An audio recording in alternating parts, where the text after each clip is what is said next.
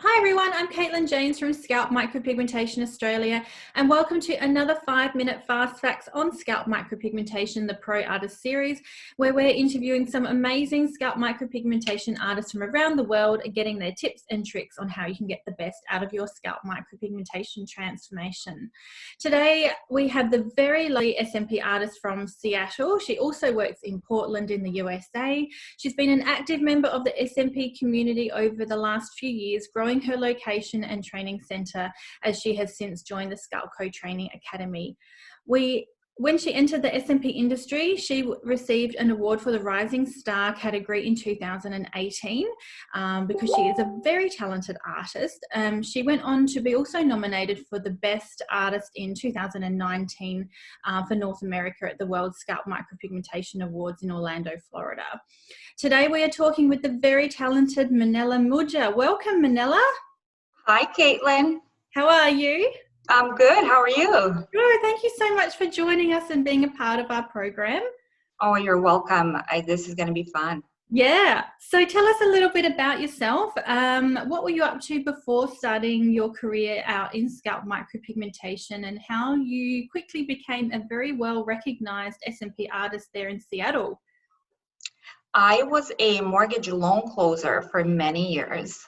So I've always wanted to, do something different, be a self-employed, as you say. But I wasn't quite sure what I wanted to do. My sister has been in permanent makeup for a while. So she asked me to join her and sort of learn how to do brows and lips and all that. I wasn't really feeling it. So she sent me a video of Matt from Scalp Micro USA doing a scalp micropigmentation, and I'm like, oh, okay, that looks fun. I could do this. And that's how that went. I mean, we took the training together in early 2017, and I loved it. I absolutely loved it. I remember working on my first live model, and right there and then I'm like, this is it. This is what I'm going to do. And I started looking at the locations back in Seattle. Yeah. So but that's how that happened. Brilliant. So let's have a chat about some long hair density work for clients that currently have long hair, but it may be thinning and they wish to make the appearance of their hair look a little thicker. How do you explain to a client who is looking at scalp micropigmentation as a treatment options the benefits of putting SMP in amongst long hair? Well, obviously they have two options, hair transplant or SMP. Hair transplant, is a good option for some people, right? But SMP is non-invasive, and that's pretty much how I, explain it to my clients. It's non-invasive. You don't get to take off work or, anything like that. But it just reduces the contrast between scalp and hair, so it looks as if you have full head of hair. Yeah. And it is fairly instant, like you mentioned. I think that's what can be quite appealing, is that, like you mentioned, there's no downtime. You don't have to take time to work. You don't have to wait for hair to grow in like you do with the transplant. Exactly. Yeah, it's immediate results even right after the first session. Yeah. It looks way better. Yeah. And you know what to expect as well, I guess. Like, that there will be an outcome from this. Exactly. Yeah. And there is a limit, to who we can help with long hair density. So just describe for us who SMP isn't suitable with long hair density work. Well, for me, for example, I have a lot of people who come in and they have the front part, the hairline, they have the top, but a lot of times they don't have anything in a crown area, right? Those are not the clients for SMP. And I've seen people walking around and it sort of can look like it's painted on, because in order for it to look good, if you were to do it, you need to go dense and dark, and it can't look fake and painted. It can sort of look like a yarmulke on the top of the head, right? So those are not the clients that I work with. A hair transplant clinic here in Seattle, and I usually send them there to fill in a bit, and then there's people who just don't have enough on the Mm-hmm. top area, for example.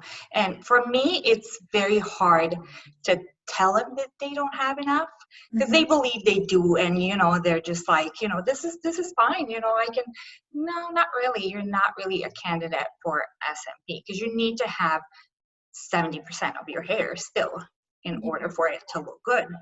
Yeah, absolutely. And sometimes as an artist, it can be difficult to say no. And but that It is is. really important. If an SMP artist does tell you, look, this is not going to look okay. I don't want to create a result that looks, Yes. it doesn't look right. It's really important that the artist knows the limits and the client accepts the limits. Exactly. It's so important to be honest with clients because at the end of the day, it can bite you in the ass.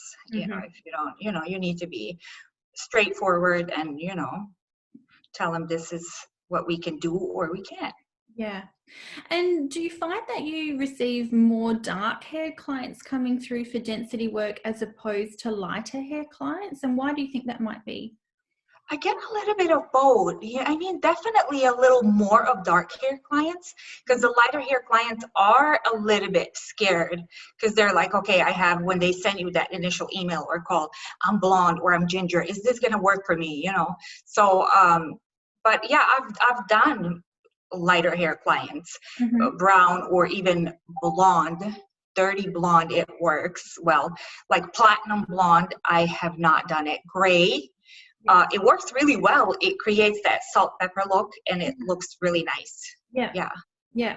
And I think I find I get a lot more darker hair clients only because there is that higher contrast. When you have the dark hair, pale scalp, there's that high contrast. I feel Yeah. like someone with dark hair would actually, they may not have as much hair loss as a lighter person, but I feel it looks more exaggerated on a dark haired Right. person. Contrast and Yeah. yeah.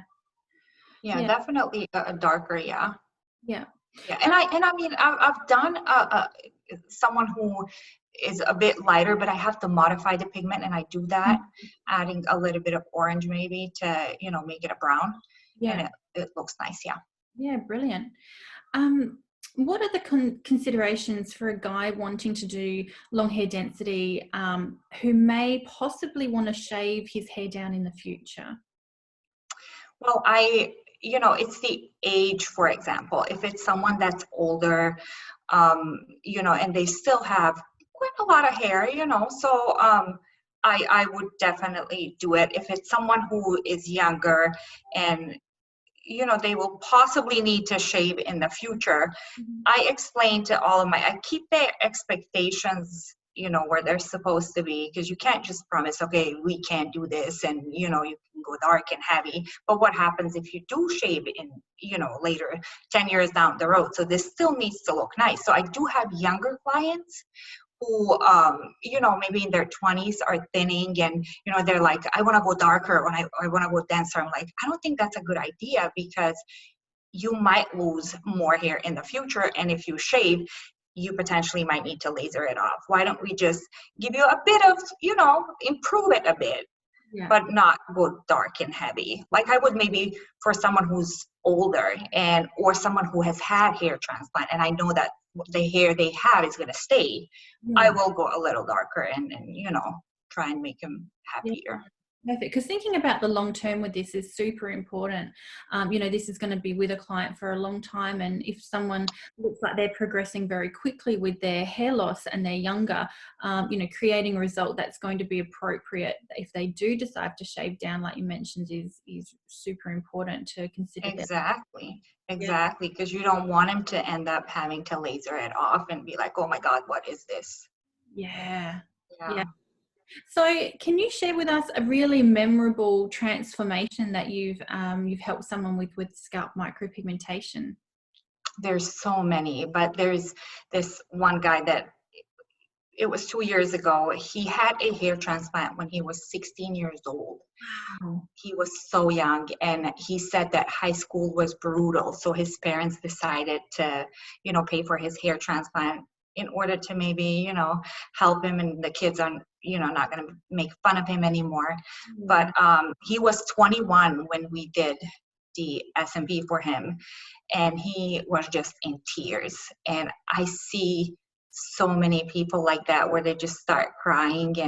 But he was definitely one of my most memorable ones because he went through so much with the hair transplant at such a young age. And then, he is just, even now, 2 years later, he always checks up on me. He sends me cards for Christmas or, any holidays. And he just texted me a couple days ago and he's like, how are you doing? How are you with the family and through all this time? But yeah, he's definitely one of my favorites. Yeah. And, for a client once said to me a favorite client of mine, Cam, who does a lot of sort of brand ambassadoring for us, he said to me, like, it's not about vanity. It's not about, looking better than your mates when you're so young experiencing hair loss. You just want to fit in. You Exactly. just don't want to be known as the bald one out of the group. You just want to feel like everybody else. So I really feel these younger clients of ours, it can help them so much. So much. And it's so rewarding. It's absolutely amazing. And I miss it so much right now. Yeah, absolutely. All right. Well, thank you so much for sharing your experience with us and tips and tricks on helping someone achieve a nice, full, dense effect using scalp micropigmentation. And thanks for being on our 5-minute fast facts on scalp micropigmentation, the Pro Artist series. I'm sure someone out there that's looking into this, you've helped today. So thanks so much, Minela. I really appreciate your time. Thanks, Johan. This was a lot of fun. Yeah. And if you have any comments or questions, we want to hear from you. So as always, don't be shy. Give us a call or email, pop something in the comments below, and make sure you subscribe to the channel so that you stay up to date with our latest content. So thanks so much for watching and we hope to see you soon. Thank you. Bye-bye.